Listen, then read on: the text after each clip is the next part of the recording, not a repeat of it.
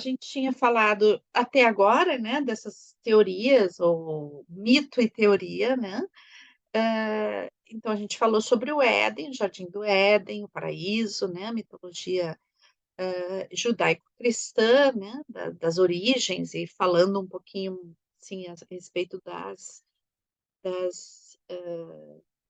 dos mitos, né, das várias culturas que existem mitos, mitologias que contam histórias a respeito do surgimento da humanidade, etc., né, da vida da humanidade, do cosmos, etc.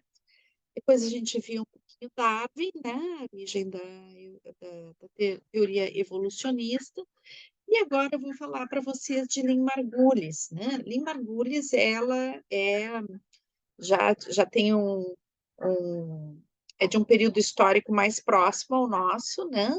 Ela foi uma cientista, uma bióloga muito importante, né? E que fez uma hipótese, criou uma hipótese, né? Estabeleceu uma hipótese muito importante sobre o que é a vida, sobre a origem da vida e sobre como a vida evolui. E ela trata muito sobre o propósito da vida também, né?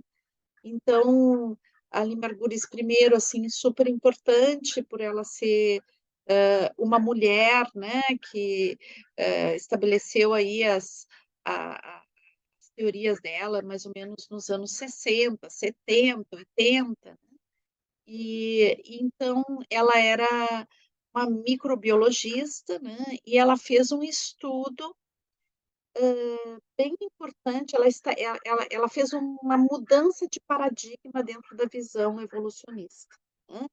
Então, porque para, a visão de, Darwin, né, então, vamos ver assim, Darwin era contemporâneo, né, muito próximo da Revolução Industrial, então ele está assim, ele surge, a teoria dele surge num período histórico onde começa a industrialização, o capitalismo está num período de se sedimentar, né? Então, e toda essa visão bem capitalista que tem a ver com a competição, né? Com que os mais fortes, né? Vão ser mais capazes, é que vão ganhar terreno no mercado, né? E etc. Então, essa visão competitiva, bem tradicional do capitalismo e dessa sociedade emergente na época, né, ela vai influenciar a ciência também, né? Então, a leitura que Darwin faz, né, a respeito da evolução das espécies vai falar de adaptação e de competência, tá? Então, Darwin acreditava que a evolução das espécies se dava por uma luta pela sobrevivência, onde os mais aptos, né, os que estariam mais aptos para essa sobrevivência, eram selecionados, né, ou seja, sobreviviam e por isso poderiam passar os seus genes para a próxima geração. Enquanto aqueles que eram mais fragilizados, vulneráveis, etc., acabavam por morrer antes de poder passar os seus genes para a próxima geração. Então, para Darwin, né, a evolução das espécies se dá nesse sentido de que os mais capazes, os que têm mais capacidade de adaptação, mais capacidade de sobrevivência, são os que vão sobreviver e passar os seus genes. E também isso se dá não só entre indivíduos, mas também como entre espécies, né? Então, as espécies que a gente conhece hoje são aquelas espécies que foram dominando, que foram se estendendo, e que a inteligência das espécies está nessa, nessa capacidade de adaptação e de evolução ah, dentro dessa adaptação, né?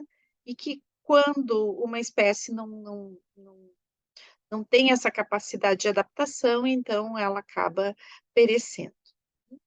E daí a Lynn Margulis, que é uma microbiologista, ela vai trazer uma hipótese bem interessante, né?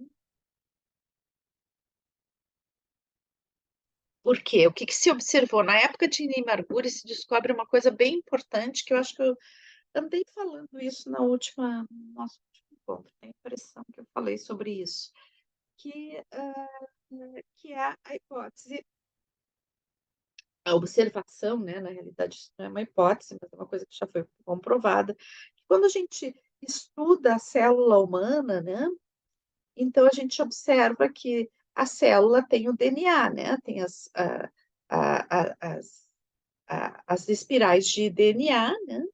Mas que existe no núcleo, numa parte da célula, um outro DNA, né? Que se chama, que é a mitocôndria, que é a parte da célula, a organela da célula, né?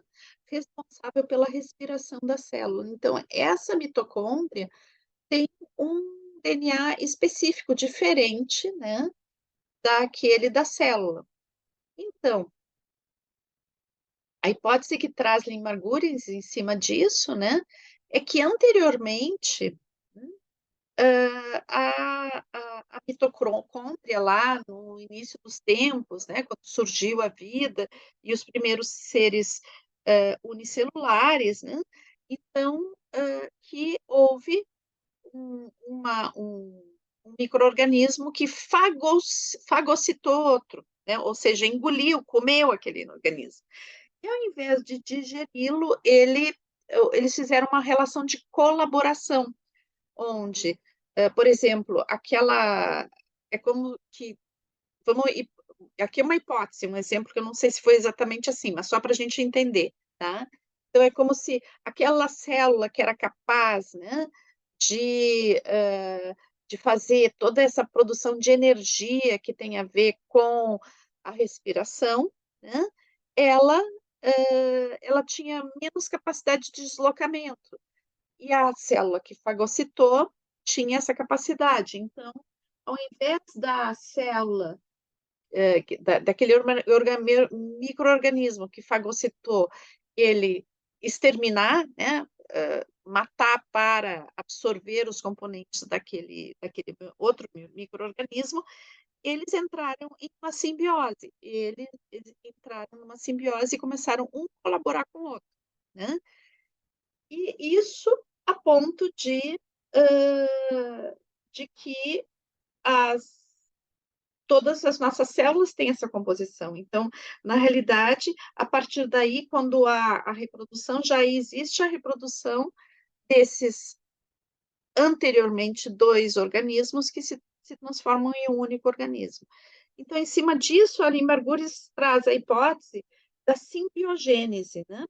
Que, na realidade, contesta a teoria de Darwin, né? De que a evolução das espécies se dá por adaptação e por competição, e sim, ela vai trazer uma evolução por colaboração. Então, o que que vai dizer? Que não são os mais fortes que sobrevivem, ou os mais adaptáveis que sobrevivem, mas sim aqueles que têm maior capacidade de colaboração. Então, tanto intragrupo dentro de uma mesma espécie, como entre espécies, né? E então que a simbiose, que anteriormente a gente poderia chamar simbiose, muitas vezes até na psicologia a gente coloca a simbiose como uma coisa negativa, né? Então, a relação é simbiótica, onde existe como uma relação de dependência.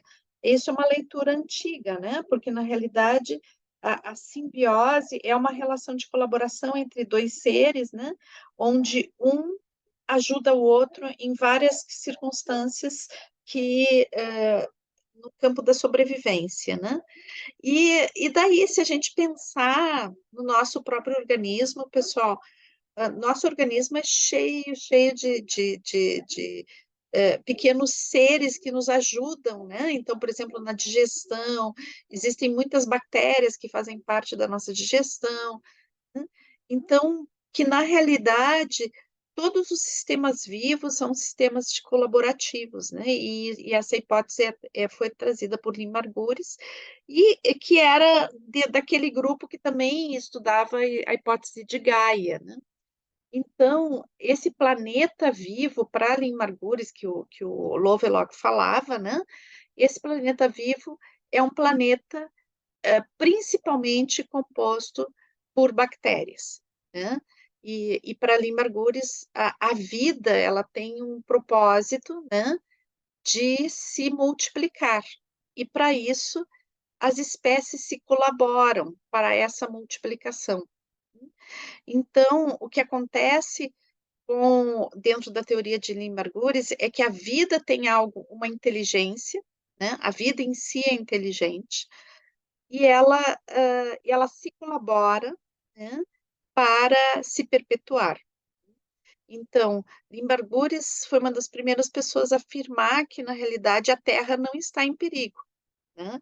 A Terra, a crise ecológica que a gente está, ela não traz perigo para a Terra, porque a Terra, como organismo vivo, ela se regenera, né? E ela cria estratégias de regeneração. Mas sim, o que está em perigo é a nossa espécie, né? A gente está na beira de um processo, já não iniciamos um processo de a sexta era de extinção em massa, né? Ou sexto período de extinção em massa. E a gente já teve no nosso planeta, se supõe que 5, né, períodos de extinção em massa, onde desaparece quase toda a vida orgânica e ela ressurge. Ressurge a partir do quê? Então, para mim, Limarguris ressurge sempre a partir dos seres unicelulares, das bactérias, né? Então, as bactérias, para Limarguris, são seres fantásticos, né? E é muito interessante os livros dela, são fáceis de ler e são muito, muito interessantes, né? Ah, ah, ah, eu recomendo o que é a vida, né? Então, que nos explica exatamente toda a teoria da simbiogênese, ou seja, de como as bactérias têm a capacidade de colaboração, as bactérias têm a capacidade de trocar, né?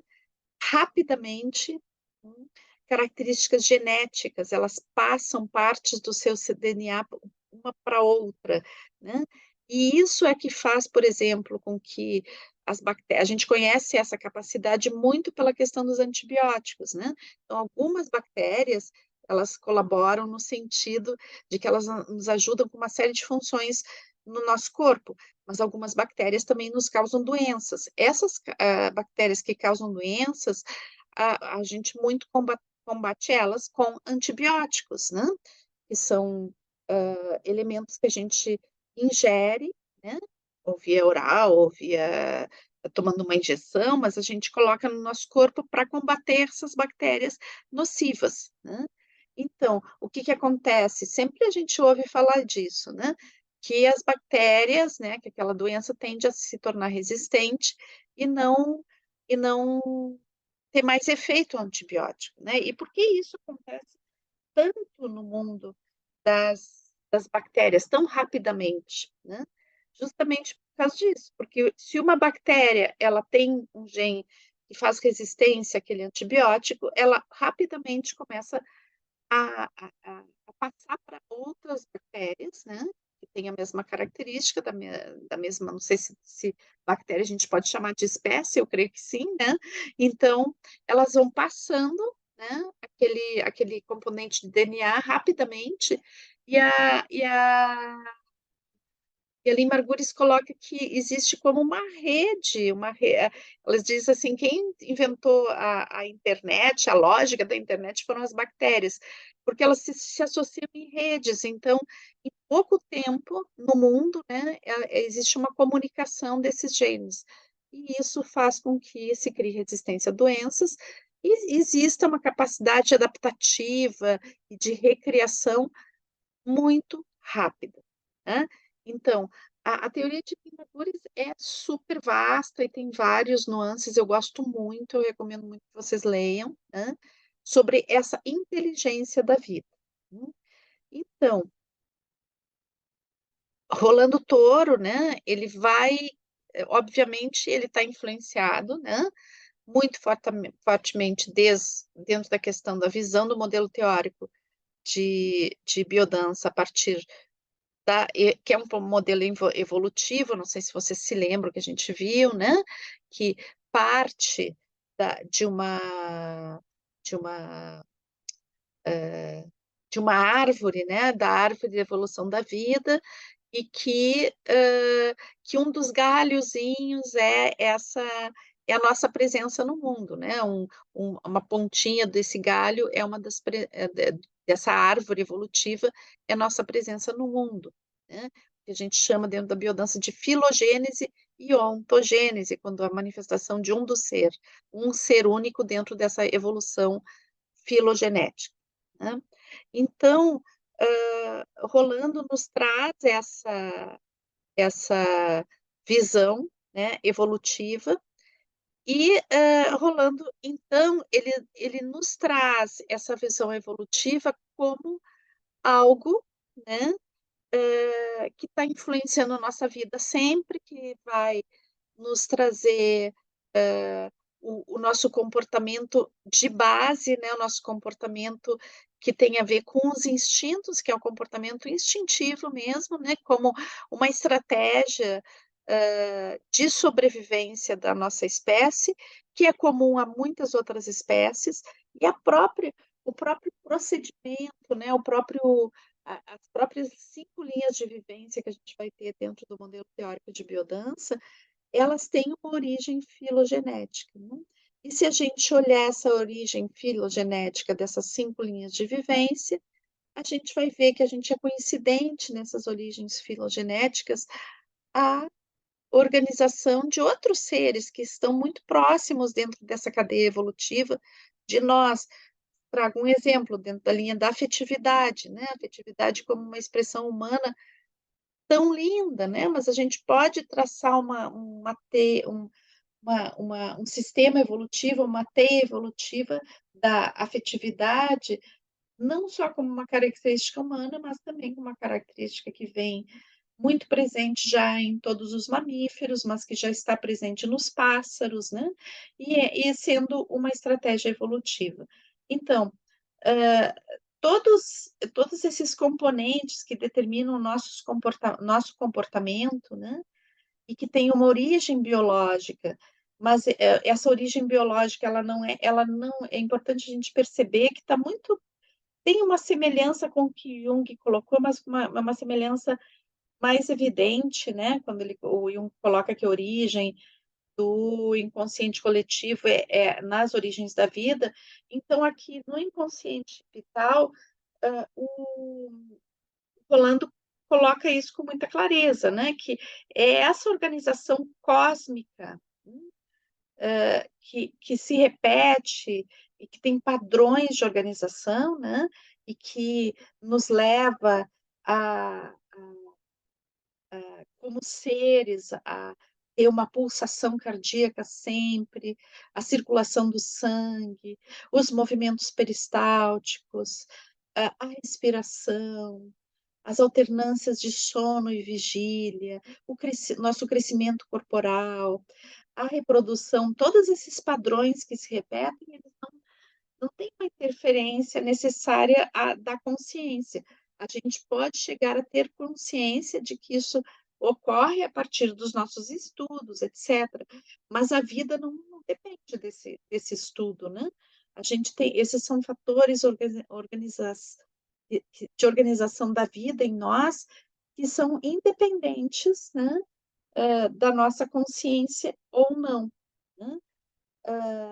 É claro que o que que o Rolando observa, né, a Lynn Margulis, ela vai dizer assim, que eu coloquei para vocês há pouco, a humanidade dentro dessa teia da vida, né, ela ela tem um papel, mas não é um papel, assim, onde a vida pode acabar porque a gente não vai existir como espécie. Lynn Margulis tem super clareza de que a vida continua, né. Então, só que a preocupação do Rolando é muito humana, né. Então, Rolando tem uma preocupação em termos de que sim, a nossa espécie tem uma manifestação cada um de nós é uma manifestação única, né, de alto valor, né, é um milagre. Então, o Rolando sempre dizia assim, ah, que é mais fácil ganhar na loteria, o máximo prêmio da loteria todos os dias, do que existir, né? Então, é altamente improvável a existência, né? Então, se a gente pensar em óvulo e esperma que se unem formando um ser, né? Então, naquele mês é aquele óvulo, é aquele esperma que, que, que vai chegar primeiro a esse óvulo e não outro, né? São uma série de coincidências que acontecem que gera a nossa vida naquele instante, naquele lapso temporal que permite que duas pessoas se unam e que gerem, né, a partir de um esperma e um óvulo que estão em condições naquele momento, gerem aquela pessoa. Então, é um lapso temporal que nos gera, mas nós somos frutos de uma cadeia infinita de lapsos temporais, né? E que se em 1000 anos antes esse lapso não se desse dessa forma, mas de outro, já não era nós, eram outras pessoas, né? Era uma outra história da humanidade, era uma outra história, né, pessoal? Então, o Rolando vê que cada existência humana é extremamente milagrosa, divina e de alto valor. Só que o que que acontece? O Rolando percebe, daí a gente volta, né, lá para toda a história da civilização e pode retomar, inclusive, um pouco o início lá da nossa conversa, né, lá que a gente fez na outra parte, que é essa questão da civilização, né? Então, a civilização como um processo paulatino, que se constitui historicamente ao longo de milênios, né? De afastamento dessas origens biológicas e harmônicas, um pouco um afastamento, se a gente pegar aquele autor que eu acabei não vendo agora no intervalo, né, que vai nos falar do Éden enquanto uma metáfora de harmonia, né, esse, esse paulatino afastamento da humanidade de uma fusão com a natureza, de um estado de relação íntima com a natureza, para um estado de dissociação, uma dissociação que vai se dando cada vez mais profunda e que vai, aos poucos, gerando uma dissociação interna em cada uma das pessoas que vivem nesse mundo, né? E que vai fazendo com que a pessoa se desconecte, né, da sua, da sua regulação natural, né? Então, quando a gente pensa em consciente vital, a gente está pensando de que por esse processo civilizatório e dissociativo, a gente vai se afastando da capacidade orgânica de gerar vida na própria vida, né? E acaba criando uma civilização de morte, né? Voltada para a morte, voltada para a dissociação. E é uma civilização que, mesmo que em nível de progresso científico e tecnológico, ela traz bastante. Não gostaria aqui, como eu estou trabalhando a palavra evolução em termos de evolução da vida, vamos usar a palavra progresso, tá? Porque, na realidade, a palavra evolução aqui ela é dúbia se a gente usar nesse sentido, né? Então, a gente pode ver muito progresso científico, no sentido de um avanço científico e tecnológico, principalmente, né? Mas que isso não nos traz o mesmo. Aí sim a palavra podemos usar, não nos traz uma evolução humana, né? Então, de certa forma, se a gente pensar na humanidade enquanto esse ser, um ser pleno e uma expressão máxima e grande e luminosa da grandiosidade da vida, né? A gente está muito doente, né, pessoal? A gente está muito afastado disso. A gente está num processo de degradação muito importante, né? há mais de 100 anos atrás, Freud falou de uma coisa bem interessante, né?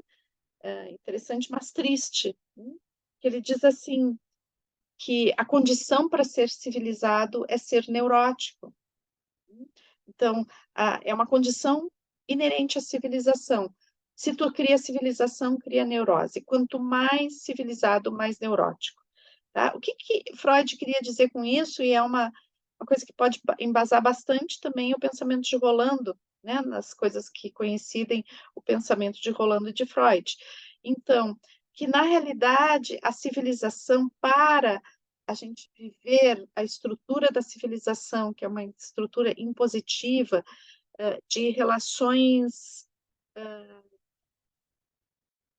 são sociedades estratificadas. O que significa isso? São sociedades de classe, onde alguns membros dessa sociedade estão ocupando posições de poder e tantos outros, a maioria, se submetem dentro dessa relação, né? Então, essas relações, elas vão se construindo, né? Essas relações de poder e submissão, elas se constroem com base num controle, né? Num controle do quê? Num controle do comportamento, né? Ela se dá, assim, evidentemente, dentro de um controle daquele que tem poder sobre o que se submete, o que é submetido, tá? Mas, na realidade, esse que se submete, né, ele vai introjetando a necessidade de submissão, né, a necessidade de repressão. Então, enquanto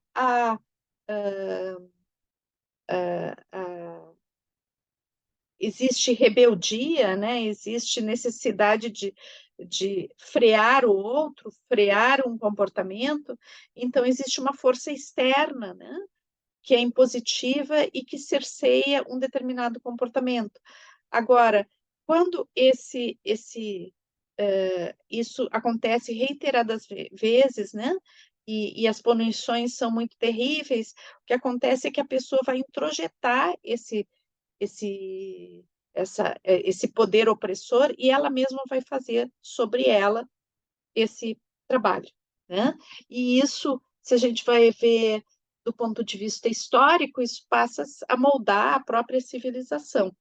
Freud coloca isso dentro da evolução das próprias crianças, quando ele vai falar, né, dessa estrutura bem característica da teoria psicanalítica, né, que é o id, ego e superego. Então, que o Freud vai mostrar, né, no comportamento infantil, que quando a criança é bem pequenininha, né, ela precisa muito da regulação dos pais. Então, o que acontece? Os pais, né, nós como pais, vamos civilizar aquela criança, no sentido de colocar ela dentro das normas, dos padrões que a gente necessita para que ela se adapte à vivência em sociedade, senão ela não se adapta, né?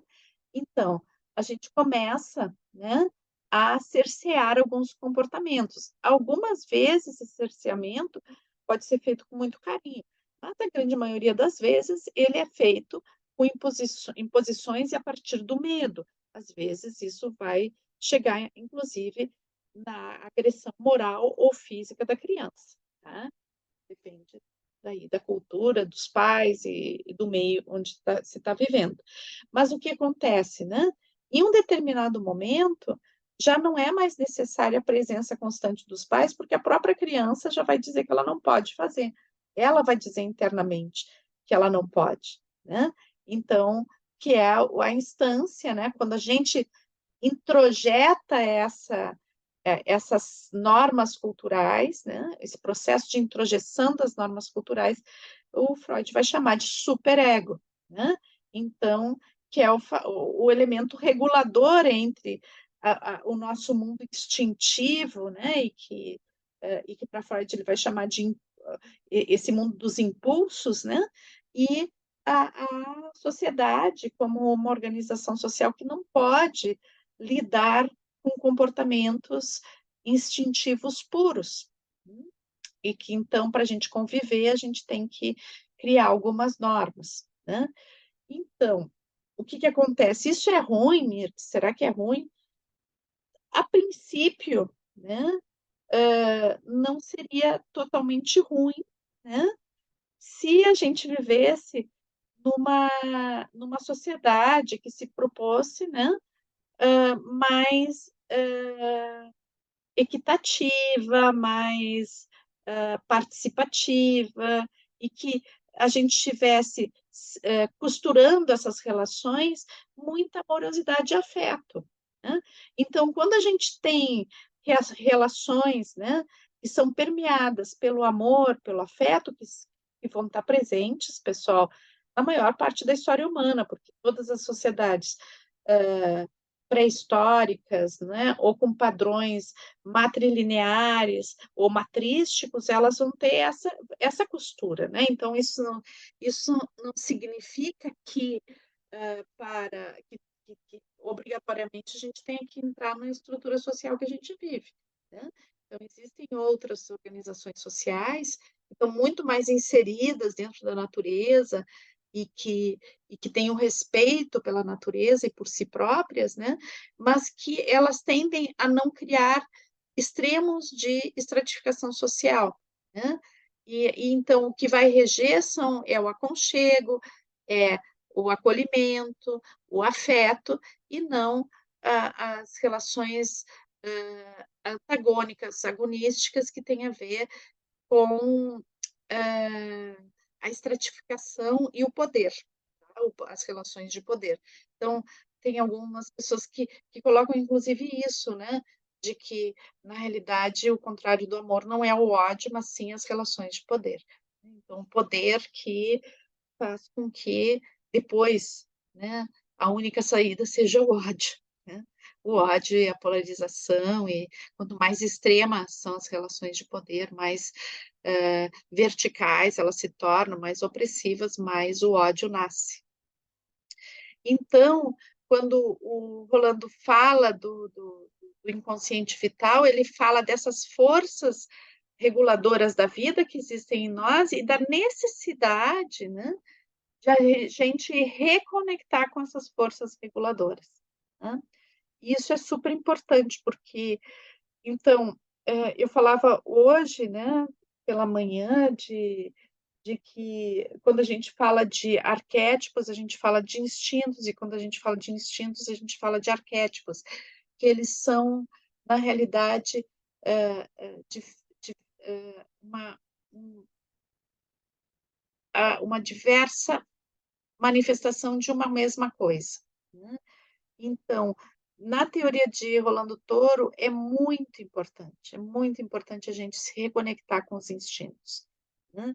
Então, quando a gente olha a questão do instinto socialmente, né, o instinto, ele é visto na nossa sociedade, a gente faz uma confusão entre instinto e compulsão, tá. Então, a compulsão é aquele comportamento que a gente tem, né, completamente desligado da autorregulação e que ele se cria, como compensação de necessidades não satisfeitas, tá. Então, ele é o na realidade, as nossas compulsões são frutos do medo, da ansiedade, né, e que vão, hã fazendo vão criando um tipo de comportamento que tem, na realidade, como mote de base, né, a cessação dessa ansiedade, desse medo, né. E esse comportamento faz com que temporariamente cesse, mas logo depois volte.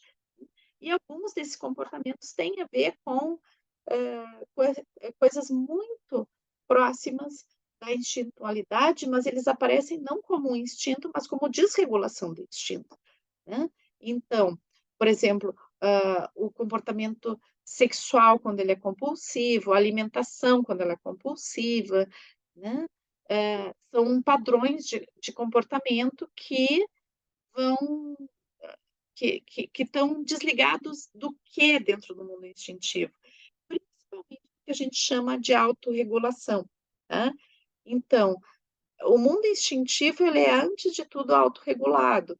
Então, os animais, né, que são um padrão não, que estão afastados, os animais selvagens que vivem longe dessa loucura que a gente criou, que é a civilização, né, eles, quando estão satisfeitos, eles param de comer, eles não comem enlouquecidamente até explodir, né.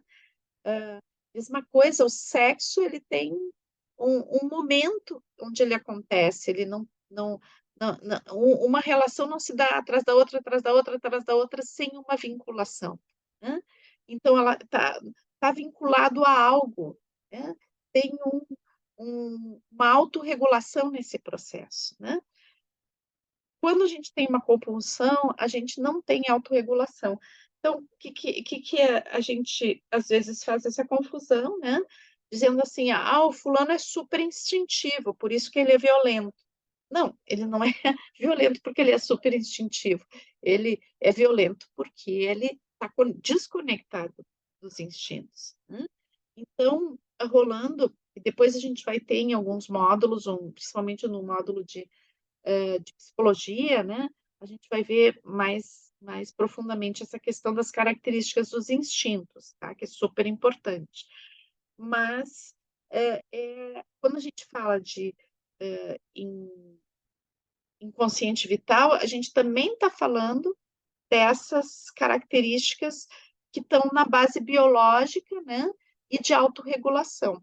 Mas, para rolando também, né, além da questão instintiva, a gente vai ver todas as questões de autorregulação do nosso corpo, como a temperatura, como a pulsação cardíaca, como a respiração, como, hã, tudo isso está ligado, né, a ao nosso comportamento também, né. Então as coisas que a gente busca, as coisas que a gente percebe como nos fazendo bem e vai atrás daquilo que nos faz bem, aquilo que a gente percebe que nos faz mal e que a gente se afasta, tá. Então, para rolando, o inconsciente vital, são essas forças que fazem essa regulação e que permitem a existência da vida.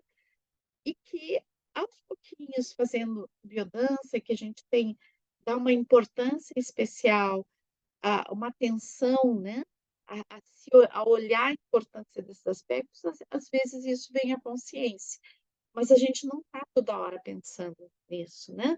Então, na realidade, quando a gente faz biodança, a pessoa que faz biodança, ela se coloca um pouco mais perceptiva, aumenta a consciência, não no sentido de racionalidade, de entender o processo, mas aumenta a sensibilidade para saber: "Ah, eu estou com sede", ou eu essa a presença dessa pessoa me faz bem ou não me faz bem. Todas as percepções, né, o respirar pleno. Então, todas essas percepções, elas vão se ampliando, né, e se tornando e passando a compor parte da nossa vida, de uma forma um pouco mais palpável.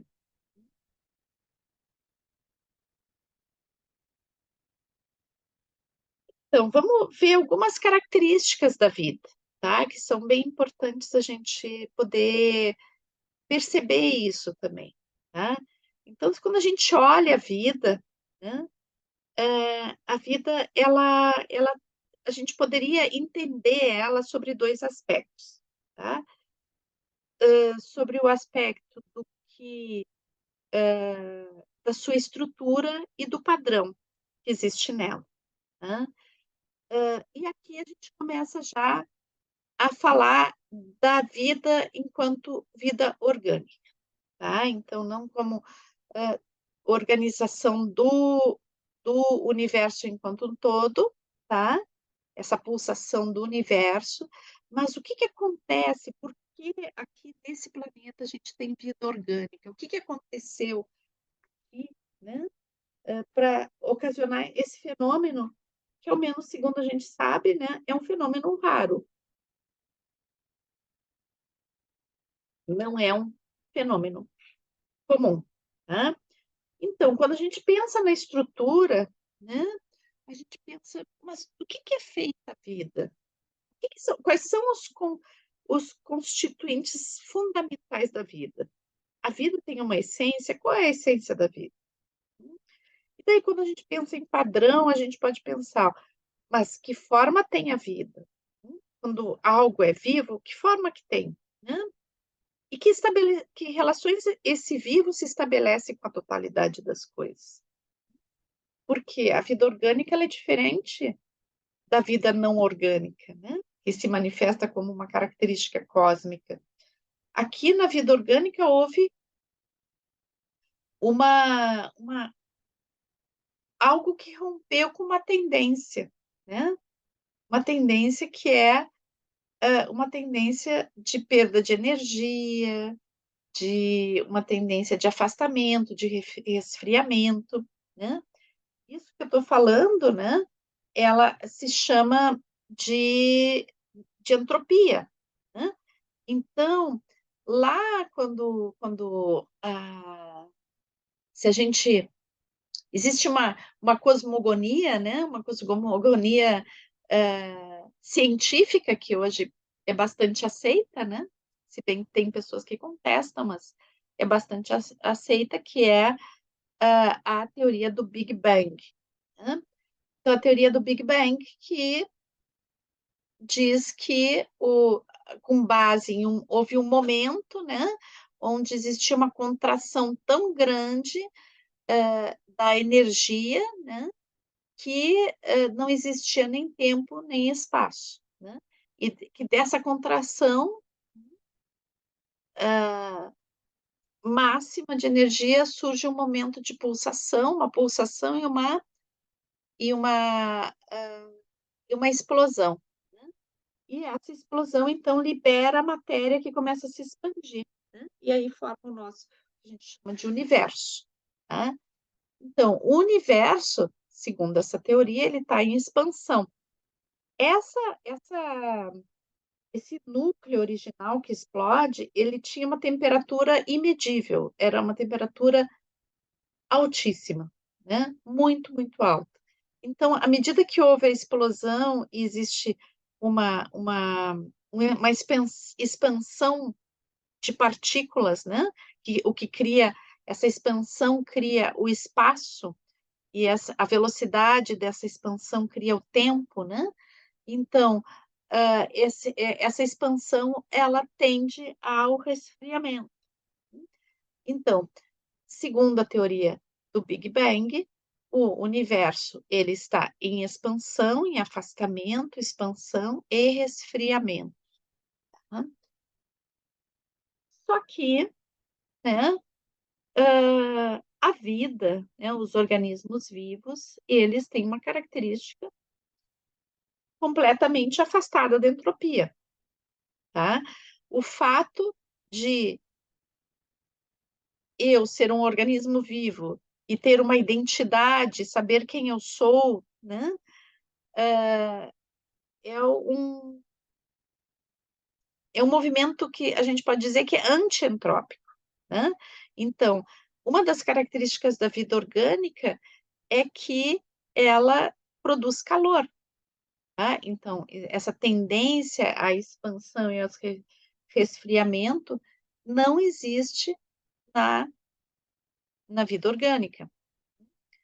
E depois existe uma unidade, esse ser que se forma é uma unidade, ele não está disperso, não é um monte de partículas que se desprendem e que estão dispersas, né, mas existe, um processo de unidade, né, de unidade que se forma a partir de algum fator que a gente pode chamar de catalisador, né, o que forma a nossa unidade e a nossa identidade.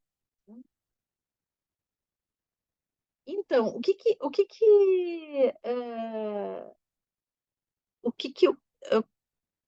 que a gente pode pensar a respeito de o que faz essa unidade, né. Então, existe um teórico, né, na realidade é um químico chamado Ilha Prigodini. E o Ilha Prigodini diz assim que, na realidade, o que a gente chama caos, né? O caos, que é essa tendência de expansão e de resfriamento, ele tem uma ordem, mas é uma ordem diferente da ordem, né, que permite a existência de vida. Então, existe uma tendência do caos, né, a não formar essas unidades e ao resfriamento. Então, a vida para a Ilha Prigodini é uma circunstância que dissipa a tendência ao caos, tá? Então, o que que ele vai dizer? Que a estrutura da vida é uma estrutura dissipativa, tá? E que essa estrutura, ela, apesar de harmônica, ela está afastada do equilíbrio, ou seja, ela não é uma estrutura fechada, né? O que que significa isso? Porque se fosse quando essa estrutura, vida orgânica, ela fecha, ela para de produzir calor e ela vai dissipar. Ela vai dissipar, não, ela vai se expandir novamente, ela vai novamente entrar na tendência do caos, né? Ela vai perder a antientropia e vai se tornar entrópica novamente. Toda vez que fechar o circuito, fecha a tendência antientrópica. O que que significa isso? Significa que, por exemplo, eu tenho que estar me relacionando com o meio para estar viva, né? Eu tenho que respirar constantemente, eu tenho que me alimentar, hum, tenho que me relacionar com as pessoas. Isso faz com que eu permaneça essa unidade que se chama MIRTS. Agora, atenção, é um sistema aberto. Então, eu sou ainda aquela menininha que nasceu em março de 1964, tá? Mas eu já não sou mais aquela menininha, mas eu continuo sendo ela, tá? Então, cada ser vivo é um sistema aberto, tá? Que, por ser esse sistema aberto, ele muda, mas ele se torna constantemente o mesmo, né? Então, para exemplificar isso, o Ilha Prigodini fez um exemplo bem fácil, assim, eu acho, assim, uma metáfora mais fácil de entender, tá? Então, ele faz assim, ele faz uma experiência, ele enche uma banheira de água, tá? Uma banheira, um banheirão, esses banheirão que a gente tem em casa, tá? Ele enche a banheira de água. Aí tá paradinha a água ali, não existe nenhuma tendência a formar unidades nessa água, né? Nada em particular acontece nessa água, ela tá ali paradinha, tá? Se a água estava quente, ela tende a esfriar e não tem nada que forme unidades, né, dentro dessa água. Então, o que que o Ilha Prigodini faz? A banheira tem um ralinho, né? Ele tira o tampão do ralo e abre uma torneira que está em cima, né? E daí, ah, a vazão que tem o ralo é a mesma da torneira, de entrada de água da torneira. E daí se forma um vórtice, né? Então, o vórtice seria essa estrutura dissipativa. O que que esse vórtice está dissipando? Ele está dissipando a própria tendência à não existência, tá? Agora, o que que acontece? Se eu tentar pegar o vórtice, ele desaparece, na verdade? Toda vez que a gente olha aquele vórtice, mas ele, na realidade, é só movimento, é o movimento da água, porque, na realidade, ele não existe, né? Então, o que que o Ilha Prigodini vai dizer dessa forma para a gente? Que cada um de nós é composto por células, é composto por partículas, e essas pequenas partículas com as quais a gente é composto, elas não são permanentes, elas estão circulando no nosso corpo, né, elas compõem, nos compõem, mas elas são eliminadas e daí a gente se alimenta, a gente respira e novas partículas circulam no nosso corpo. Então, que nesse nível, hã, subatômico, né, a gente poderia dizer que a gente está sempre mudando, mas algo se mantém como unidade, como o vórtice, né, na banheira, tá. Da mesma forma, a gente pode pensar num nível um pouquinho mais macro, né, a gente pode pensar nas nossas células. Ao longo da nossa existência, as nossas células morrem, nascem outras células. A gente vai mudando, vai ficando com um aspecto diferente, mas a gente continua sempre o mesmo, né. Então, no final da nossa existência, já mudou muitas e muitas vezes todas as células do nosso corpo, apesar de que a gente continua sempre o mesmo, e a gente ao mesmo tempo não é sempre o mesmo, né. Então, essa unidade que se forma, que é uma unidade de identidade, né, ou seja, que é idêntica a si mesmo, isso é o que o William Prigodini vai chamar de estrutura dissipativa, que é a estrutura de tudo que é vida orgânica. Tá? Então, a vida orgânica é uma estrutura dissipativa. Todas as estruturas dissipativas são vida orgânica? Não. A gente pode pensar nos furacões, nos tornados, nos vórtices, como estrutura dissipativa, mas não são orgânicos. E daí, então, como é que funciona a vida em termos de padrão, né? Então, a vida, ela tem um padrão sistêmico, reticular, tá?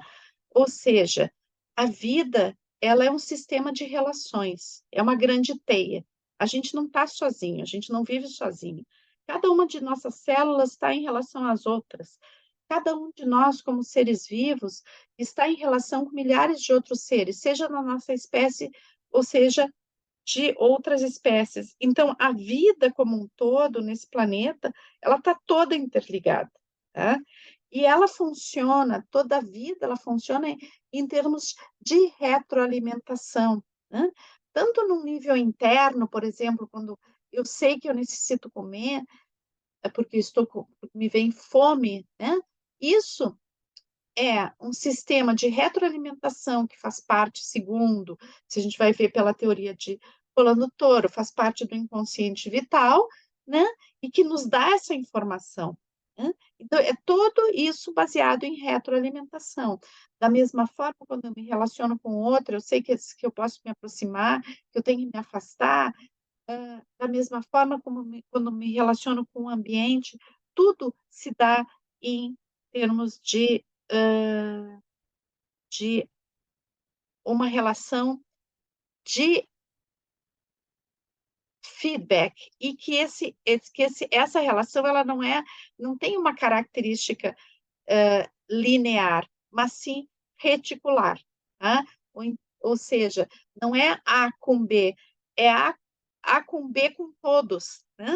Então tudo está interligado e esse sistema de relação que se estabelece, pro faz com que exista um sistema de autorregulação, né.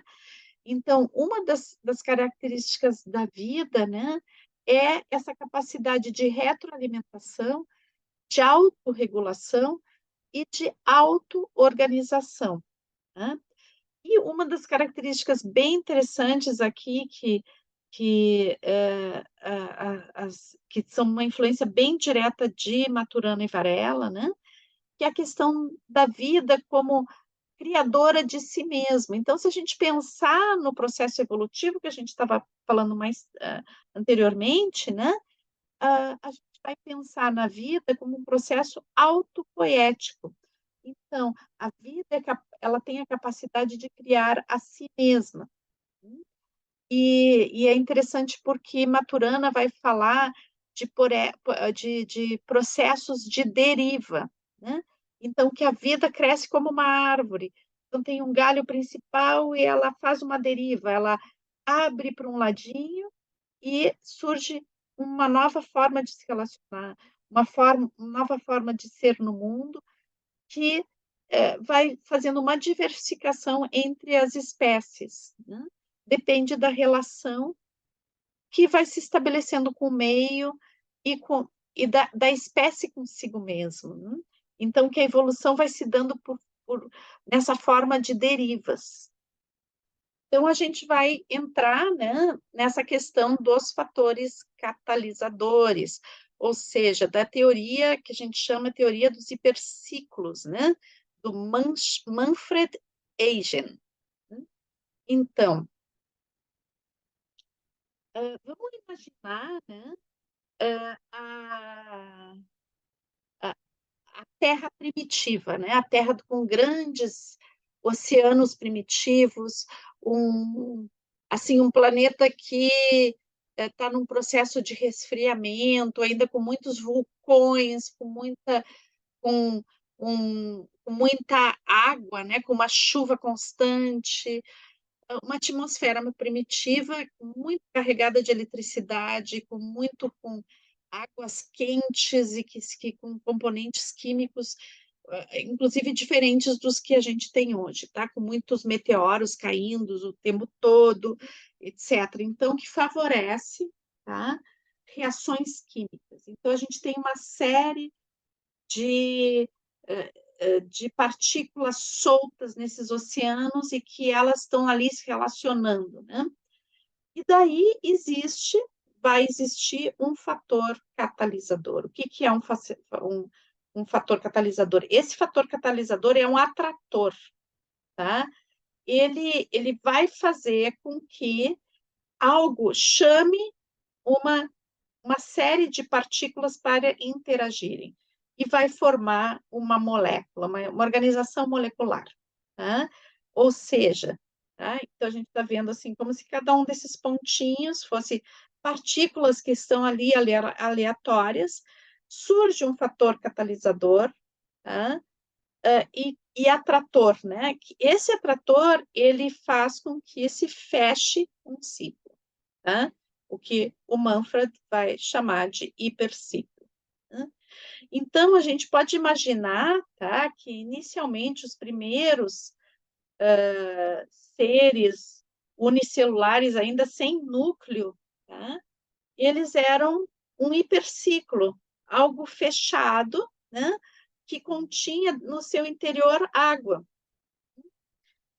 e que isso forma a humanidade, né. Então vamos ver o que pouquinho aqui que eu deixei anotado aqui um texto, deixa eu ler para vocês. A origem da vida na Terra é o resultado de uma organização progressiva de sistemas químicos afastados do equilíbrio, envolvendo um hiperciclo de laços de retroalimentação, tá? Então o que que são esses laços? É algo que fecha, tá? Então, esses laços são moléculas que vão se formar, né? Mas que elas têm essa característica de algo que se fecha, né, mas ainda a gente pode dizer que elas são pré-biológicas, não são biológicas ainda, né.